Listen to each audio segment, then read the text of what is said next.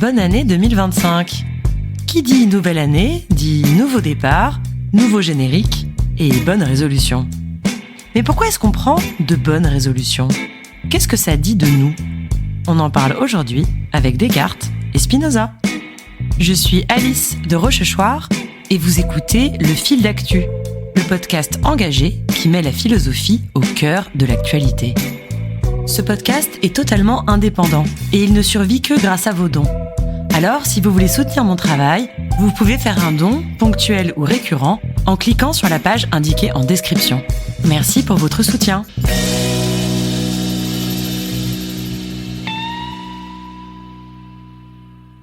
Prendre de bonnes résolutions pour la nouvelle année est une tradition très ancienne. Il y a 4000 ans, les Babyloniens prenaient déjà des engagements au moment du Nouvel An.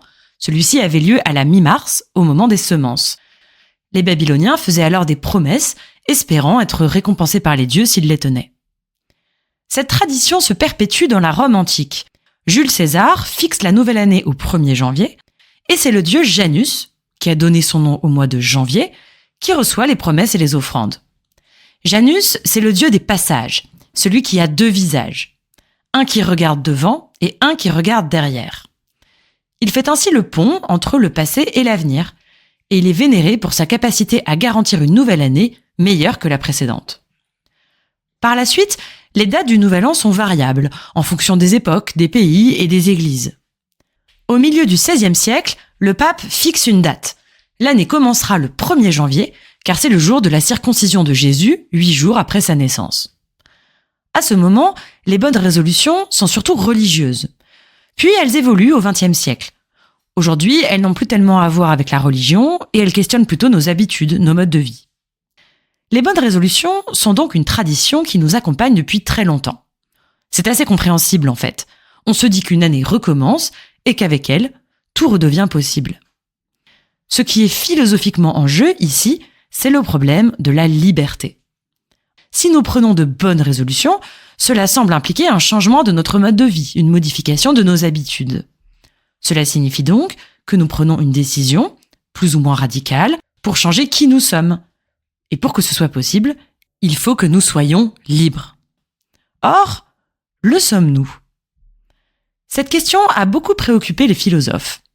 Au XVIIe siècle, deux philosophes s'affrontent et ont une posture radicalement opposée sur la question de la liberté. C'est le duel entre Descartes et Spinoza.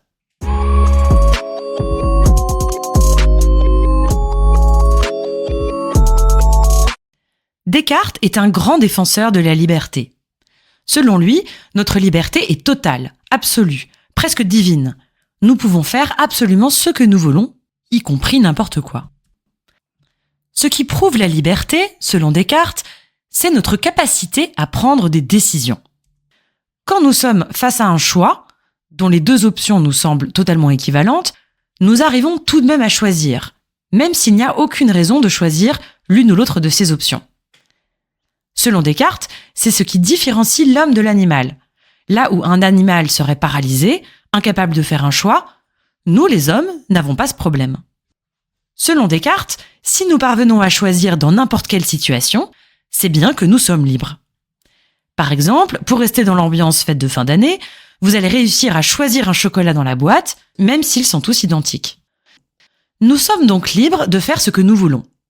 Mais selon Descartes, la véritable liberté est celle qui s'exerce de manière éclairée.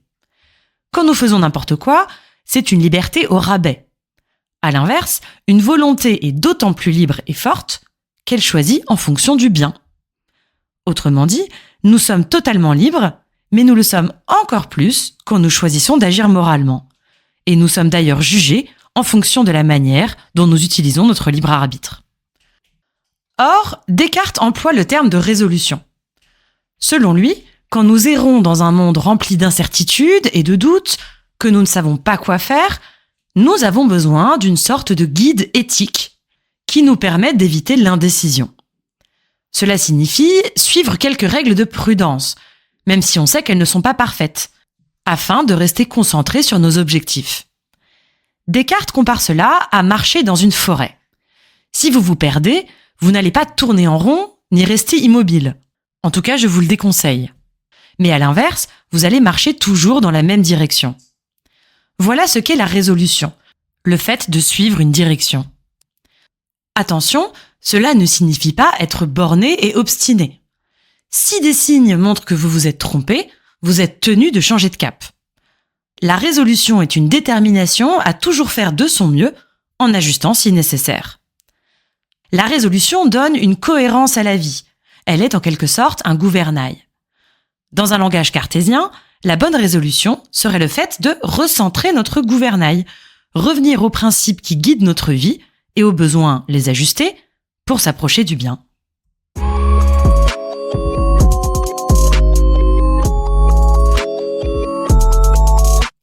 Descartes pense une liberté absolue, illimitée, qu'il faut canaliser grâce à notre résolution.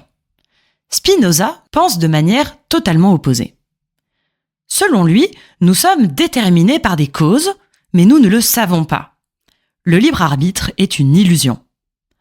Comme nous dit Spinoza, les hommes sont conscients de leurs désirs et ignorants des causes qui les déterminent.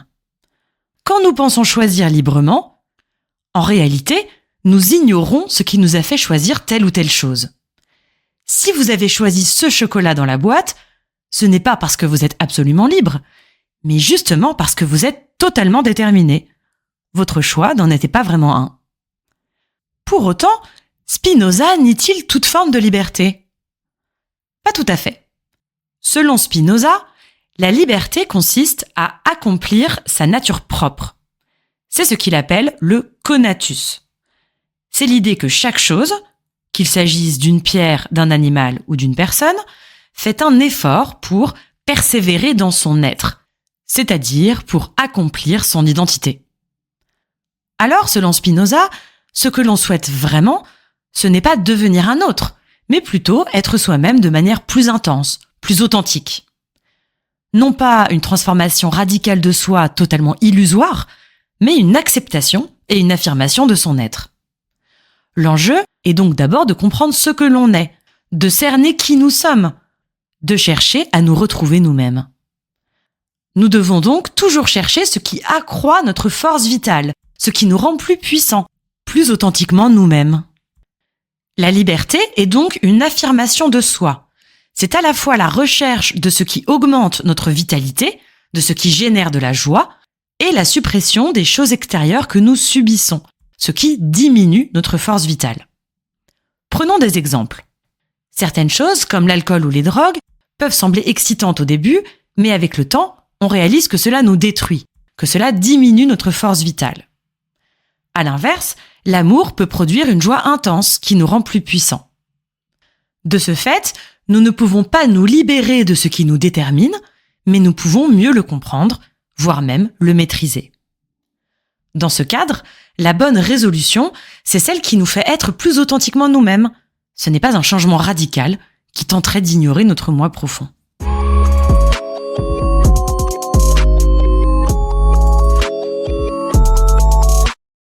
Ce qui est amusant, c'est qu'en dépit de leur conception totalement opposée de la liberté, Descartes et Spinoza ne sont peut-être pas si différents que ça. Ce qui les rapproche, à mon sens, c'est qu'ils s'interrogent tous les deux sur l'identité, sur la manière dont nous pouvons nous penser comme un moi, comme une personnalité. Descartes croit à la liberté totale, mais il défend aussitôt la résolution comme cohérence de soi. Spinoza, qui croit au déterminisme, défend quant à lui la persévérance dans son être. Et chez tous deux, les résolutions ont pour but d'accroître notre conformité à nous-mêmes. Le paradoxe des bonnes résolutions, alors, c'est que c'est un petit changement qui nous permet d'être davantage nous-mêmes. Les bonnes résolutions révèlent à la fois notre capacité à changer, à nous réinventer, et le fait que nous restons toujours un peu le même, que nous avons une certaine permanence. C'est aussi ce que symbolise la nouvelle année d'ailleurs, un renouveau où tout est possible, au sein d'un cycle qui est toujours le même. Tout comme les Babyloniens prenaient des bonnes résolutions au moment de la semaison, vous pouvez, vous aussi, planter des petites graines de changement pour cultiver votre jardin. La différence, c'est qu'aujourd'hui, vous ne chercherez plus une récompense de la part des dieux, mais une récompense qui viendrait uniquement de vous-même, le fait de se sentir pleinement soi. C'est donc l'identité qui est en jeu ici. comment être chaque fois un tout petit peu plus soi-même. Alors, plus qu'une injonction culpabilisante qui vous conduit à vous dévaloriser et à avoir une piètre opinion de vous-même, les bonnes résolutions peuvent être l'occasion de réfléchir à ce que vous êtes profondément, de vous recentrer sur votre identité et en tirer de la joie. Voilà ce que pourrait être une bonne résolution.